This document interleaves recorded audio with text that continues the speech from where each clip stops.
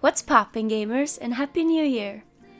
We have seen the three factions fighting in Roseleaf, and their drama is like the main thing going on, at least in this set. But where does the Ancients and the Battle of the Dire and the Radiant fit into this? The thing is, a lot suggests that the Mad Moon hasn't landed yet. From Dota 2, the Archronicus tells us that before there was life at all on our planet, the Mad Moon containing the Ancients came into its orbit. The Mad Moon was their prison, captured by Zet, the Arch Warden. Zet and the Ancients, among others, are fragments of the primordial mind, a presence that predates time. Based on Arch Warden's lore, it seems like after something resembling the Big Bang happened, the primordial mind was turned into many fragments. Two of these, and two of the biggest ones, were Radiant and Dire. They are the opposite forces we call the Ancients. Zet, the Arch Warden, is a smaller fragment who trapped them in the Mad Moon to bring harmony to their conflict. This prison found our planet's orbit, and Arch Warden made sure they didn't escape. But he grew weaker over time, and their conflict within the Mad Moon grew stronger. As their struggle in the sky grew more and more vigorous over the millennia, life on Earth flourished. But then, eventually the Mad Moon event happened, and the prison shattered, spreading Direstone and Radiant ore all over the planet. Over time, each side, now with loyal followers on both sides, became more and more consumed with destroying the other. And then eventually, the final Ragnarok-like battle happens in the form of the war we fight in Dota 2 that destroys everything and then resets the timeline. In the Prellex comic, we see that Artifact is the card game the Fawn Jolixia and the Four Houses or Paths play out, each event of history with cards, in order to find a solution to this pointless sibling quarrel. Before the Mad Moon shattered, the Radiant and the Dire in their prison shining above the planet became like gods of sorts, and people started worshipping the magical stones. And gods need their priests, or in this case, priestesses. The Radiant and the Dire conflict isn't the only family quarrel. In this episode, we will take an in-depth dive into Prellex and her daughter, Kana. Prellex is the priestess of the Radiant. She is preparing for a war versus the Dire. Let's hear what she has to say. Brothers and sisters, the Ancient is coming. With every passing day, my visions grow stronger.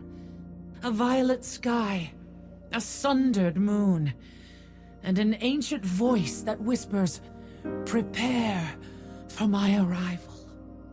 Prepare. Such a simple word that does no justice to the work that lies before us. We must be heralds, walking testimonies to the benevolence of the Ancient, spreading the word of its glorious arrival, no matter if that message is received with joy or scorn.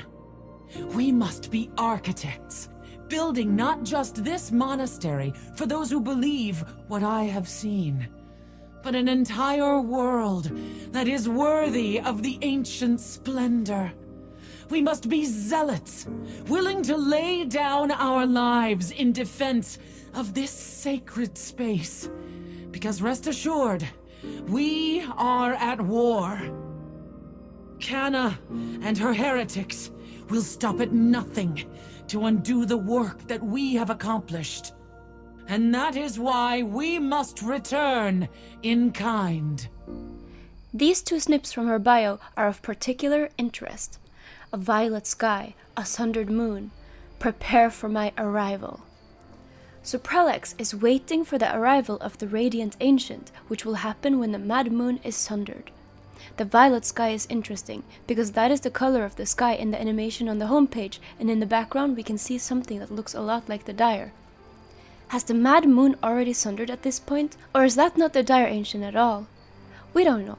But what we do know is that Prellex worships the Radiant and is gathering up an army of Radiant melee creeps and building religious buildings in the Ancient's honor. One theory, which you might be familiar with if you've seen Sir Action Sax's Loregasm videos, is that all the regular Radiant and Dire creeps used to be humans, but were corrupted to either side of the Ancient's battle, demonstrated in the Are We Heroes Yet comic. I support this theory, but I also think that the force that compels them to either side is the priestesses of the Ancients. Prellex doesn't look like a Radiant creep. It's the other way around. It's the creeps who look like her, because she is creating them. Another interesting theory Sir Action Sax has is that the Radiant Towers have similar design to Chan, and Chen's god is similar to Omni-Knight's, the all-seeing one. I think it's up to everyone individually what they want to believe, but to me it's not unreasonable that all these different deities could just be different interpretations around the world of the same god, the Radiant. Much like we actually do in our world.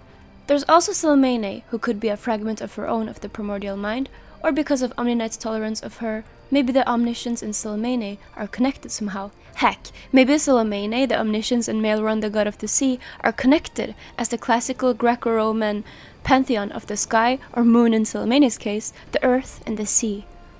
But for now, that's enough rambling and conspiracy. We have talked about Prellex and the Radiant, now let's take a look at her daughter, Kana, and hear what she has to say. I am a woman of my word. I promised my mother that I would find a way to fix my frail body, and I found salvation in the Dire. In exchange, I promised the Dire a mighty army, and here you stand. And on the day we built this citadel, I promised I would give you purpose. And you have found it in the glory of battle and the honor of serving the Dire. I am a woman of my word, and today I make a new promise. Soon, Prellex's body will be crushed in the rubble of her false god, and on that day you will be rewarded beyond all measure. So Kana is the rebellious daughter of Prellex and has become the priestess of the Dire after she promised her mother to fix her frail body and found help in the Dire. However, unlike Prellex, she doesn't only focus on compelling melee creeps and humans, she makes all sorts of creeps her friends. This also might explain why in Juggernaut's Arcana in Dota 2, he asks Phantom Lancer about Kana's return, perhaps her return to the Radiant? Azrael, you haven't heard any rumors of Kanna's return, have you? I think it's a very nice touch on the story if it's intended, that Kana represents the ever-rebelling youth who will always disagree and fight the older generation. Not all teenage emo kids wants to literally kill their parents and start a war against them, but you know what I mean. For this reason, Dire might be the Radiant's younger sibling or child. If you think about it, the Dire seems to just be one big stereotype of rebellious youth, and the Radiant the ignorant, conservative, judgy older generation. The Radiant wants to control, the Dire wants to destroy. The Radiant is totalitarianism, the Dire is anarchy. The boomer Prellex and the zoomer Kana. Okay, you get it now, let's move on. But one last thing I'd like to point out is that Prellex is probably very distraught at Kana's treason. I know, it seems like I'm pointing out the obvious, but if you look at Watchtower, Prellex is the mother of sorrow, and I'd just like to point out that the writers have actually put in realistic emotions. Prellex is probably not just distressed about her daughter's treachery against the Radiant, but on top of that, Kana wants to commit matricide and is described as a vengeful daughter. Anyways, there's more to Kana and Prellex than just Dire versus Radiant. Let's take a quick look at Outworld Devourer. So he wants to basically adopt Kana, and I wonder if this has anything to do with his own Dire Radiant hybrid appearance. Also, this beast he's referring to is actually Earthshaker. Earthshaker is Kana's champion, and we also see a Radiant champion that perhaps is his opposite. I tried to make a little family tree, so hopefully that makes it less confusing, because Earthshaker is no less than Kana's adoptive son. This is very strange, because in Dota 2 he hates the Dire.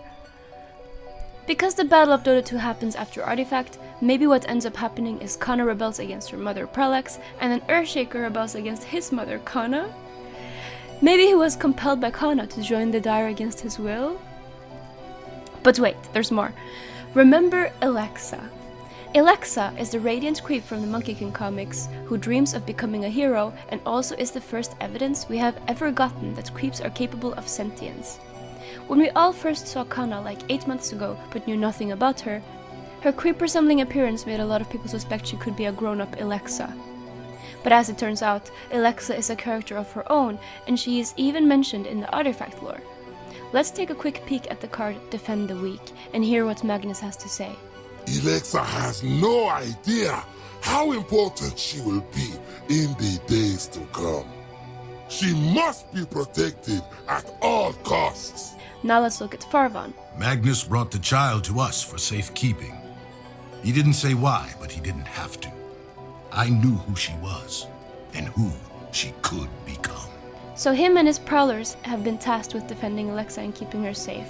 But who she is exactly and who she could become, I so far don't have a good theory on. I think we will have to wait until the next expansion. But one thing I'm pretty confident in is that her story is at a different time than Kana and Prellex. There's not enough evidence in either direction other than the fact that Alexa is extra sentient compared to other creeps we have seen in Dota. Maybe she is somehow the start of a revolution that makes creeps no longer slaves to their respective ancient. This makes no sense with their mindless battling in Dota 2 though, so who knows. Okay, so Prellex is the priestess of the Radiant and she has seen the prophecy of the Sundered Moon and Violet Sky in her dreams, got it. But what does this have to do with the battle at Roseleaf? Well, if you have seen my card reveal video about Iron Branch Protection, you might know why. Basically, because of what Iron Branch Protection says, and the first lines in Treant Protector's Dota 2 lore, it's very likely that the Radiant landed in Roseleaf. Listen to this. Far to the west, in the mountains beyond the Veil of Augury, lie the remains of an ancient power, a fount of eldritch energy nestled deep in the high woods. It is said that the things that grow here grow strangely. Treant is from the Veil of Augury, which is very near Roseleaf, and this might also mean that Kana vs Prellex is way before the wolves went from dumb doggies to civilized people, making the time and artifact even more scattered. But it makes sense, because in Artifact you play out different events of history to try to change things, and the Kana vs Prellex event is Jolixia and the Path Houses trying to fix the Ancients' Landing, the Sundered Moon event. So the Sundered Moon event, where the Radiant lands in Roseleaf, and the battle between the priestesses, might be the first event happening in the Artifact lore. Also, some people theorize the Dire lands in Stonehall, which is near Roseleaf. This could maybe be the red light we see at the homepage of Artifact in-game. But where the Ancients landed is first of all just speculation, and second of all, the Dire Stone and Radiant Ore was scattered all over the world. If this theory is correct, then only the main parts of the Ancients landed in one place, but there's still fragments around in other places. The location of the Ancients is just my headcanon, so you have to make up your own mind what makes the most sense to you. Time in the Dota and Artifact universe is very scattered and chaotic, and nobody really knows what order things happen in. Is the Sundered Moon event before the Vul settle in Roseleaf?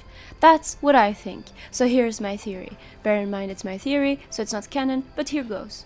The Mad Moon, the prison of the Ancients in the planet's orbit, influences the two opposing sides on the planet down below, Prellex and Kana's army.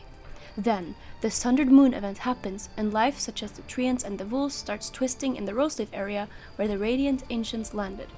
In the Stonehall area, where I think the Dire landed, over time the people get obsessed with war and destruction.